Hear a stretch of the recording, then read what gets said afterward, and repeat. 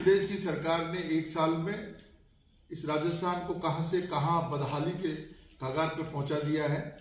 एक एक बिंदु हम आपके सामने वो उजागर करना चाहते हैं जो इन्होंने वादे किए थे, चुनाव के समय वादे किए थे, जनता के सामने तरह तरह के वादे करके और जनता को जो गुमराह किया था, वो सारे के सारे वादे इनके फेल हो चुके हैं। एक भी बिंदु पे भाजपा की सरकार ये कामयाब नहीं हो पाई है और मैं आपको बिंदुवार आपके सामने रखूंगा। भाजपा की सरकार ने सबसे पहले तो 100 दिन की कार्य योजना जारी की थी। आज 365 दिन से ज्यादा समय हो गया और उस पर 100 दिन की कार्य योजना का कोई रिपोर्ट कार्ड जारी नहीं किया जा सका है। एक साल के अंदर ही प्रदेश की जनता भाजपा के कुशासन से त्रस्त हो गई है। प्रदेश का हर वर्ग, किसान, मजदूर, महिला, युवा और सरकारी कर्मचारी देख रहे हैं कि जो बड़े से बड़े वादे कर भाजपा सरकार में आई वो पूरे क्यों नहीं कर रही है। एक तरफ चमक धमक से जनता को भ्रमित किया जा रहा है, वहीं किसान इंतजार कर रहे हैं कि 12,000 रुपए किसान सम्मान निधि कब से मिलेगी और गेहूं को 2700 रुपए क्विंटल कीमत व बाजरे की एमएसपी पर कब से खरीदा जाएगा। 450 रुपए में सिलेंडर का वादा किया था पर किसी महीने सब्सिडी आती है, कभी नहीं आती है। सामाजिक सुरक्षा पेंशन नहीं दी जा रही है। बच्चियां साइकिल और स्कूटियों का इंतजार कर रहे हैं। हमारी सरकार की योजनाओं का या तो नाम बदल दिया जा रहा है या फिर इन्हें बंद कर दिया जा रहा है। 12 से अधिक योजनाओं के नाम बदले जा चुके हैं। किसानों के हित में चल रही एग्रो प्रोसेसिंग पॉलिसी तक को बंद कर दिया, जिसमें किसानों को कृषि आधारित उद्योग लगाने का अनुदान दिया जाता था। मैं तो ये सबसे बड़ी बात तो आपके सामने कहना चाहता हूं कि योजनाओं का नाम बदले, लेकिन कई योजनाएं तो खुद इनकी थी। जैसे ईआरसीपी वाली योजना थी। ईआरसीपी का जो प्रोजेक्ट था, ईआरसीपी का प्रोजेक्ट तो हमारे आदरणीय वसुंधरा जी ने वो लेकर के आई थी, ईस्टर्न राजस्थान कैनाल प्रोजेक्ट। और ये परियोजना बहुत पूर्वी राजस्थान के किसानों के लिए बहुत बड़ी परियोजना थी, जिससे सिंचाई के लिए जो है पानी उपलब्ध होता, पीने के लिए पानी उपलब्ध होता। लेकिन इसको जिस तरीके से कांग्रेस की सरकार ने आगे बढ़ाया, 13,000 करोड़ रुपए अशोक गहलोत साहब की सरकार ने नवनेरा और ईसरदा बांध के लिए दिए थे और 13,000 करोड़ रुपए का वो लगभग काम पूरा हो गया था। इन्होंने उस परियोजना को आगे बढ़ाने का काम नहीं किया, वरन उसको पीकेसी और दूसरी नाम बदल करके उसको उलझाने का काम किया। प्रधानमंत्री जी ने जब वो चुनाव से पहले अजमेर आए थे, जयपुर में आए थे, उस समय वादा किया था कि हम इसको राष्ट्रीय परियोजना घोषित करेंगे। राष्ट्रीय परियोजना तो घोषित नहीं की और उसको पीकेसी का नाम बदल लिए, कोई बात नहीं है। पार्वती, काली सिंध और चंबल, ये लिंक परियोजना के नाम से अभी जो ये परियोजना अभी मध्य प्रदेश के साथ समझौता, मैं कहना चाहता हूं मध्य प्रदेश के साथ समझौता तो वसुंधरा जी के समय 2005 में ही हो गया था। क्या जरूरत पड़ गई मध्य प्रदेश से दोबारा समझौता करने की? अगर वो समझौता भी किया है तो हमारी ये मांग है कि वो एमओयू राजस्थान की जनता को क्यों नहीं बताया जा रहा है, उसको क्यों छुपा करके बैठे हुए हैं। हमने असेंबली में भी ये सवाल उठाया और हमारे पूर्व मुख्यमंत्री जी बार बार ये कह रहे हैं, अशोक गहलोत साहब आप बताइए क्या समझौता किया है। जनता के, राजस्थान की जनता के हितों पर आप कोई कुठाराघात तो नहीं करके आए हैं। ये राजस्थान की जनता को जानने का हक है, लेकिन उसको भाजपा की सरकार उजागर नहीं कर रही है। हमारी मांग है कि उसको बताया जाए एमओयू क्या किया है, कितना पानी मिलेगा, कितना सिंचाई के लिए मिलेगा, ड्रिंकिंग वाटर की क्या पोजीशन रहेगी। ये पूर्वी राजस्थान पूरा एक एक बूंद पानी के लिए तरस रहा है और भरतपुर संभाग की हालत तो बहुत ही ज्यादा खराब है। हमारे गंगापुर, बावनबास, नांदोती, करौली वाला एरिया, जिसमें आज भी लोग एक एक बूंद पानी के लिए तरस रहे हैं। चंबल बिल्कुल बगल में बह करके और चंबल का पानी समुद्र में जा रहा है। बहुत पहले से लोगों की मांग थी, वो मांग को जो राजस्थान सरकार, पूर्व राजस्थान सरकार आदरणीय गहलोत साहब जिस परियोजना स्कूल, सड़क, अस्पताल और दिसंबर 2023 में एक आदेश जारी कर रोक दिए, ये काम अभी तक शुरू नहीं हुए। पिछले एक साल में चाहे घरेलू बिजली हो, कृषि बिजली हो, दोनों की स्थिति बदतर हो चुकी है। आप देख सकते हो क्या बुरी स्थिति है। एक साल के अंदर अंदर हमारे किसानों को जो पहले दिन में बिजली मिलती थी और दिन में सर्दी के समय वो आराम से अपने सिंचाई के लिए जो है दिन में जाता और खेती में सिंचाई करके आराम से घर आता, आज रात में परेशान हो रहा है और रात में भी सही ढंग से बिजली नहीं मिल रही है।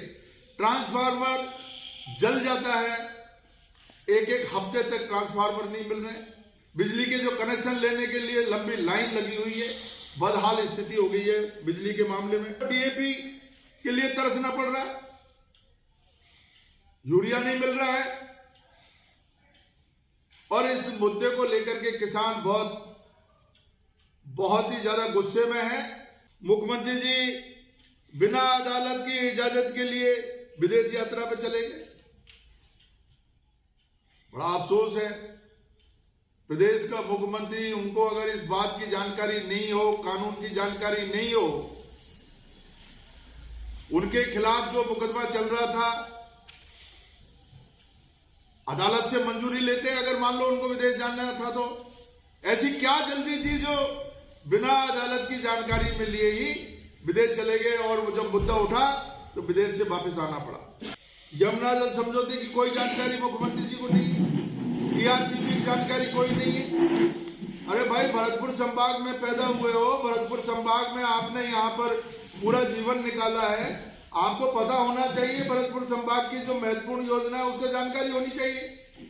मैंने खुद ने सवाल उठाया था, कोई जवाब मुख्यमंत्री जी ने नहीं दे पाए। जब आप कहते हो डबल इंजन की सरकार है, डबल इंजन की सरकार है और आप मान रहे हैं डबल इंजन कि आपके केंद्र में भी सरकार आपकी है, प्रदेश में भी आपकी है, तो आपको जो क्लियरेंस जो वहां एक दिन में, 5 दिन में, एक हफ्ते में मिल सकती है, क्यों आपको 1 साल लग गया? इससे राजस्थान में जो उद्योग, जो अलाइड जो इंडस्ट्रियां लगनी थी वो उसमें देरी हो रही है, जिसमें लाखों लोगों को रोजगार मिलना था वो पिछड़ रहे हैं। पेपर लीक का मुद्दा बहुत तेजी से इन्होंने उठाया और सरकार इसको अपनी उपलब्धि बता रही है। अरे भाई, पेपर लीक हुआ, किसी ने अपराध किया है तो ये तो कानूनी रूप से सरकार का दायित्व बनता है कि वो उसके खिलाफ कार्रवाई करे, उनको गिरफ्तार करे। जिसने भी पेपर लीक किया है या जिसमें पेपर लीक के प्रकरण में जिन लोगों की भागीदारी है, जो उसमें लिप्त पाए जाते हैं, अगर उनको सरकार गिरफ्तार करती है, उनके खिलाफ कानूनी कार्रवाई करती है तो ये सरकार की जिम्मेदारी है। इसको उपलब्धि के रूप में नहीं लेकर के जिम्मेदारी के रूप में ले और सरकार को सख्त कार्रवाई करनी चाहिए। वो पेपर लीक के मामले में हम मगरमच्छ पकड़ेंगे, हम मगरमच्छों को पकड़ेंगे। आप पे अभी सुइया तो पकड़ में आ नहीं रही है। आपने जो पेपर लीक के जो जिन लोगों को पकड़ा वो सारे के सारे लोग छूट करके निकल रहे हैं। उनके खिलाफ तथ्य जो आपको जो जुटाने चाहिए थे, जो ठोस कार्रवाई उनके खिलाफ करनी चाहिए थी, वो ठोस कार्रवाई राजस्थान की सरकार नहीं कर पा रही है। विकास ये करना ही नहीं चाहते। इनको ये पता है कि विकास करने से कोई वोट नहीं मिलेंगे। वोट मिलेंगे हिंदू मुस्लिम करने से मिलेंगे, आपस में जातियों को लड़ाने से मिलेंगे, एक दूसरे क्षेत्र के लोगों को दूसरे क्षेत्र के लोगों से लड़ाने से मिलेंगे। सरकार के एक मंत्री करोड़ीलाल जी के बारे में तो पता ही नहीं है कि वो मंत्री है या नहीं है। वो कभी एसओजी के ऑफिस शिकायत करने पहुंचते हैं, कभी पुलिस वालों से हिरासत के लिए लोगों को छुड़वाने पहुंचते हैं, कभी कहते हैं मैं मंत्री नहीं हूं, मैंने इस्तीफा दे दिया है। अब वो इस्तीफा दे करके भी फिर विभाग का कामकाज संभाल रहे हैं। स्थिति स्पष्ट नहीं है। केवल अडानी को बुला करके, केवल अंबानी को बुला करके और लोगों को, जिनको एक सूत्र में हम ये कहें कि आपके जो चहेते लोग हैं, चहेते लोगों को राजस्थान की संपत्ति को लुटाने का ये काम कर चुकी है सरकार। इसने शुरू कर दिया है। केंद्र तो पहले से ही लुटा रहा है और अब राजस्थान की सरकार भी ये राजस्थान की संपत्ति को लुटाने का ये अभियान शुरू कर चुकी है। सरकार केवल दिल्ली से जो निर्देश मिल रहे हैं मुख्यमंत्री जी हर बात पूछने के लिए दिल्ली जाते हैं। दिल्ली से जो कोई उनको निर्देश मिले, जो कोई उनको पर्ची मिली, उसको आकर के और यहाँ उसको पढ़े हैं। ये पर्ची को पढ़ने से काम नहीं चलेगा। और भरतपुर संभाग में जो पीकेसी ईआरसीपी की योजना जो अभी मोदी जी जिसका अभी लोकार्पण करके गए हैं, उसका शिलान्यास करके गए हैं, लोकार्पण हमारे कामों का किया उन्होंने। नवनेरा और ईसरदाबाद ये पूरी तरीके से हमारी सरकार के काम थे। हमारी सरकार में फंडिंग हुई, 13,000 करोड़ रुपए अशोक गहलोत साहब ने दिए थे, उनका लोकार्पण उन्होंने किया। स्थिति स्पष्ट करके नहीं गए, केवल घड़ों में पानी इधर से उधर पलट करके और लोगों को गुमराह करके गए हैं। मैं इसकी भर्त्सना करता हूं। पूर्वी राजस्थान के लोग ये पूछना चाहते हैं, क्या घात आप अंदर अंदर कर रहे हो? आप वहां के मुख्यमंत्री को यहां बुला करके दिल्ली ले गए और आपने उनसे क्या समझौता किया है? एमओयू का कोई पता नहीं है। एमओयू को बताना चाहिए। 70,000 करोड़ की टोटल पीकेसी, उसमें से 35,000 करोड़ रुपया राजस्थान को खर्च करना है। उसमें से राजस्थान ऑलरेडी 11,000 करोड़ रुपया खर्च कर चुका है। That means 1/3 of the cost has already been spent on नौनेरा और पीकेसी से इनने क्या करा है, आपको कोई पानी हमारे किसानों को सिंचाई के लिए नहीं मिलेगा। सिर्फ पानी किसके लिए मिलेगा? पीने के लिए मिलेगा और किसी के लिए पानी नहीं मिलेगा। ये आपको और हमारे को सिर्फ एक चश्मा पहना रहे हैं कि पीकेसी कर रहे हैं। पीकेसी का धौलपुर में क्या होने वाला आपको पता है? पीकेसी का धौलपुर में सिर्फ ये होने वाला है कि 3 बांध जो हैं अपने पार्वती, रामसागर और ये आगे वाला जो बांध है उर्मिला सागर, सिर्फ वो भरने वाला है। वो तो हमारा ऑलरेडी काली तीर में हो चुका है। 640 करोड़ रुपए हम खर्च कर चुके हैं। जुलाई टू सितंबर जो ओवरफ्लो आएगा चंबल का, वो हम ऑलरेडी इसमें डालेंगे। वो तो हम ऑलरेडी कर चुके हैं। तो हमारे लिए धौलपुर जिले के लिए इसमें कोई फायदा नहीं है। ना कोई सिंचाई में कोई फायदा होगा, ना पीने के पानी के लिए कोई फायदा होगा। ये तो सिर्फ वाटर टेबल जो बढ़ेगा सिर्फ वही बढ़ रहा है, इससे ज्यादा तो कुछ नहीं है। सिर्फ क्योंकि काली तीर जो पानी पीने वाली स्कीम है, जो बाड़ी और उसके लिए है, बसेड़ी के लिए है, वो भी ऑलरेडी हम कर चुके हैं। वो वापस इस बार इन्होंने बजट अनाउंसमेंट करा है। हम वो पहले ही बजट अनाउंसमेंट कर चुके थे, उसका पैसा दे चुके थे, उसका डीपीआर बनने के लिए ऑलरेडी दे दी थी। तो ये तो उन्होंने रिपीट करी इस साल। तो ये जो कथनी और करनी में इनका फर्क है वो नहीं है। और हमारे साथ क्या हो रहा है, आप आज हिंदू में एडवर्टाइजमेंट पढ़िएगा, मध्य प्रदेश सरकार ने पूरा एडवर्टाइजमेंट दिया है, पूरी कॉस्ट बताई है इसकी। उनको फायदा सबसे ज्यादा हो रहा है, हमारे को फायदा नहीं हो रहा। उनकी सिंचाई के लिए करीब करीब 2 लाख या 3 लाख एकड़ आज एडवर्टाइजमेंट है। 2 लाख या 3 लाख एकड़ जमीन जो है उनकी सिंचाई के लिए काम आएगी। हमारे राजस्थान में नहीं काम आएगी। 8 लाख काम आएगी। आज आया है 8 लाख काम आ रही, हमारे लिए नहीं आ रही। और दूसरी जो सबसे बड़ा कटोराघात धौलपुर डिस्ट्रिक्ट के साथ हो रहा है, हमारे को शहर में 25 MLD पानी मिलता था पीने के लिए, और अब हमारे को 15 MLD पानी पर रोक दिया गया। हमारा 10 MLD पानी जो शहर के लिए हमारे को मिलता था, सुबह शाम हमारे को पानी मिलता था, वो बंद हो गया। अब सिर्फ एक टाइम पानी मिल रहा है धौलपुर शहर को। वो पानी यहां से खींच के कौन ले गया? भरतपुर ले गया। दूसरा, आज आपने देख लिया धौलपुर की हालत क्या, आप सबको पता है। कॉलोनीज की हालत क्या है।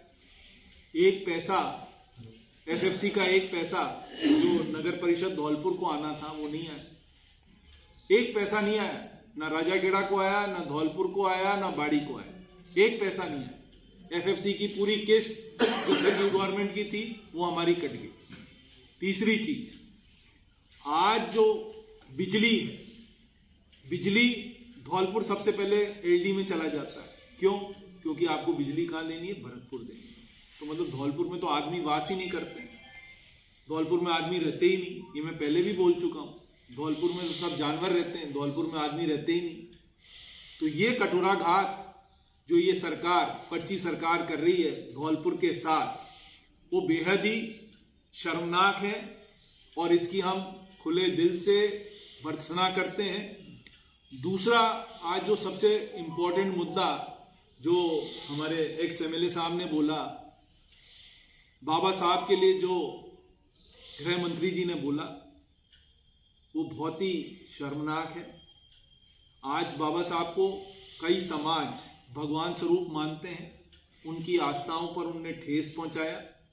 मैं उनसे विनती करता हूं कि या तो वो माफ़ी मांगे या अपना इस्तीफा सौंपें, जिससे कि इस कंट्रोवर्सी को ख़त्म हो सके। नहीं तो ये कंट्रोवर्सी ख़त्म नहीं होगी। हम इस पर कल भी हम सड़क पर थे, आगे वापस 28 तारीख को प्रोग्राम बन रहा है, वापस सड़क पर जाएंगे। इस तरह से काम नहीं चलेगा कि इनके जो मुंह में आए वो ये बोल दें, वो काम नहीं चलेगा। और 1 साल में धौलपुर में आपने देख लिया क्या काम हो रहा है। धौलपुर में कोई काम नहीं हो रहा। यहाँ के लोग, यहाँ के जो सो कॉल्ड बीजेपी के एक्स प्रत्याशी जो थे, वो सिर्फ एक दूसरे की शिकायतें करने में लग रहे हैं और कोई काम नहीं हो रहा। लोगों की शिकायत कर रहे हैं, लोगों का काम रुक रहा है, कुछ भी नहीं हो रहा। और शिकायतों में स्पेसिफिकेशन भी नहीं दिया जा रहा है। वो तो पूरी शिकायतें कर रहे जा रहे हैं, क्योंकि आप सबको पता है वो क्यों शिकायतें कर रहे हैं। वो शिकायत इसलिए कर रहे हैं कि जिससे ठेकेदारों से पैसा ऐंठ सके, जिससे, मैं ये खुला आरोप लगा रहा हूं उन पर कि ठेकेदारों से पैसा लेने के लिए शिकायतें करी जा रही है। हर किसी डिपार्टमेंट में शिकायत करके और उसको चुपचाप बुला दिया जाता है कि ला हमारे को 5% दे जा, 2% दे जा, 3% दे जा। ये धौलपुर का हाल हो रहा है। धौलपुर में सब जितने पब्लिक वर्क्स डिपार्टमेंट हैं, सब पर काम बिल्कुल बंद है। सिर्फ ब्लैकमेलिंग हो रही है, यहाँ ठेकेदारों की ब्लैकमेलिंग हो रही है। ठेकेदारों को तो आप पैसा तो दूर, पैसा तो दे नहीं पा रहे हो, क्योंकि आपके खजाने में पैसा नहीं है, आप उसको मैनेज नहीं कर पा रहे हो। मैंने ये विधानसभा में उस दिन बोला था कि भाई आपके पास तो पैसा ही नहीं है देने के लिए, आप दोगे कहां से। बड़े बड़े आपने अनाउंसमेंट कर दिए। जो पिछली बार के, ये फरवरी आने वाला, जनवरी शुरू हो रहा है, पिछली बार के जो 10-10 हैंडपंप आप लोगों को हमको दिए हैं और 5-5 ट्यूबवेल हमको दिए हैं, आज तक उनकी फाइनेंशियल स्वीकृति नहीं निकली। पूरा साल खत्म होने आ रहा है और कितना बड़ा काम करा। एक एमएलए को 10 हैंडपंप दिए जो हमारे टाइम में 40-40, 50-50 मिलते थे, उनको 10 हैंडपंप दिए और वो सोच के बड़ा खुश है। अनाउंस क्या करे, 20 दिखाने के लिए अनाउंस करे 20 और दिए 10, अगले साल 10 देंगे। इतने तो हम एमएलए फंड से ही दे देंगे। वो आप देना या ना देना, वो हमारे लिए जीरो है। तो मेरा आप सबसे कहना यही है कि 1 साल में धौलपुर की जितनी दुर्गति इस बीजेपी सरकार ने करी है, यहां मंत्री आके बोल जाते हैं कि आपने तो कांग्रेस को वोट दिया था, हम आपके लिए क्यों काम करें। ये प्रजातंत्र है, आप समझ सकते हो। एक मंत्री आके ये बोल रहा है, जिले का मंत्री आके, जो यहाँ का मंत्री है, वो आके बोल रहा है आपने तो कांग्रेस, जिले का मंत्री है। मैंने उनसे क्वेश्चन किया था तो उन्होंने बताया था कि यहाँ के आम जन ने कांग्रेस के विधायक विधानसभा में आवाज नहीं उठाते हैं। कांग्रेस के विधानसभा में ये आप भी समझते हो ना, और अब तो आवाज उठाने की बात तो आप यूट्यूब पे ही देख लेते हो ना। कांग्रेस जिले के जो भी विधायक हैं वो पूरे जोर शोर से, आपको पता है जितनी डिबेट्स होती हैं हम सब में पार्ट लेते हैं। क्वेश्चनों में हम कोई उनसे पीछे नहीं है, क्वेश्चनों में उनसे ज्यादा हम क्वेश्चन पूछते हैं। और हमारे से आप क्या चाहते हो? ये तो है नहीं कि आपने नहीं सुना है, कि हमने नहीं बोला है। आपको ये फिर मैं कहता हूं, जितने एक्टिव हम लोग कांग्रेस के एमएलए विधानसभा में हैं, आज तक बीजेपी के एमएलए एक भी आप बता दो उतने एक्टिव कभी रहे हैं। हर विधानसभा में, हर फाइनेंस डिपार्टमेंट की स्पीचेस पे मैं बोलता हूं, सामाजिक सरोकार में दूसरे लोग बोलते हैं, दूसरे एमएलए बोलते हैं। किस पर नहीं बोल रहे आप सबको पता है, यूट्यूब चैनल आप सब देखते हो। तो मेरा सिर्फ इतना सा कहना है, जो मंत्री आके ये कह जाए कि कांग्रेस को वोट दिए तो हम क्या करें, इससे शर्मनाक बात कोई नहीं हो सकती। सरकार की, जब आप मंत्री हो, आपकी कलेक्टिव रिस्पॉन्सिबिलिटी है। यू आर अ मंत्री, आपकी कलेक्टिव रिस्पॉन्सिबिलिटी है। If you are a part of the ministry, आप पास देने के लिए पैसा ही नहीं है। आपके यहां सुपर सकर मशीन को ठीक करने के लिए मुझे जाना पड़ा 3 बार सेक्रेटरी के पास और उनसे रिक्वेस्ट करनी पड़ी, तब जाके पूरे राजस्थान में एक डेवलप हुआ कि भाई ठीक है, इनको एएमसी दे दो, अगले 2 साल की एएमसी दे दो तो ये काम चलेगा। Can you imagine, super sucker machine की एएमसी नहीं थी, वो यहां बंद पड़ी है। 10-10 करोड़ की मशीनें बंद पड़ी हैं। सरकार में कोई चेतने वाला नहीं है, सब सोने वाले हैं।